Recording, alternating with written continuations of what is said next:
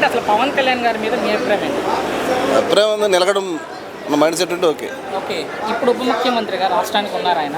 ఎలా అనిపించింది ఆయన పనితీరు?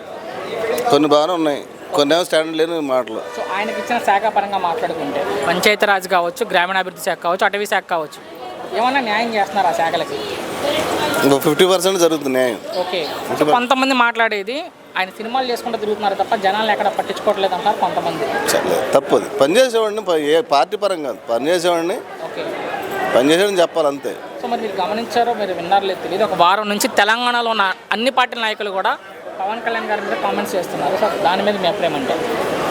ఒకటబ్బా, నచ్చినట్టు మాట్లాడు, నచ్చినట్టు మాట్లాడు అంతే. తెలంగాణలో ఏం పని పవన్ కళ్యాణ్ గారికి అంటున్నారు అక్కడ నాయకులు? ఇది రాజ్యాంగం ఇచ్చిన ఎవడెక్కడైనా ఉండొచ్చు, కానీ తెలంగాణ మాయ జాగీరే, మా తెలంగాణ ప్రజల జాగీరే అంటున్నారు పొన్నం ప్రభాకర్ గారు, తెలంగాణ మంత్రి.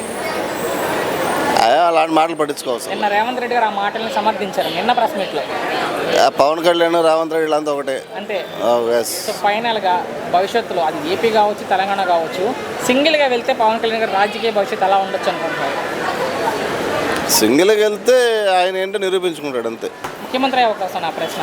ఇప్పుడు అవ్వదు, 10 ఏళ్ళకో 15 ఏళ్ళకైనా తన ఫ్యూచర్లో ఉండదు, కానీ నెక్స్ట్ 2029 అయితే ఉండదు. ఓకే, చివరికి ఒకే ఒక్క మాటలో మీ అభిప్రాయం ఏంటి పవన్ కళ్యాణ్ గారి మీద అంటే? అభిప్రాయం అంటే ఆయన మాట స్టాండర్డ్ ఉంటే నెంబర్ 1.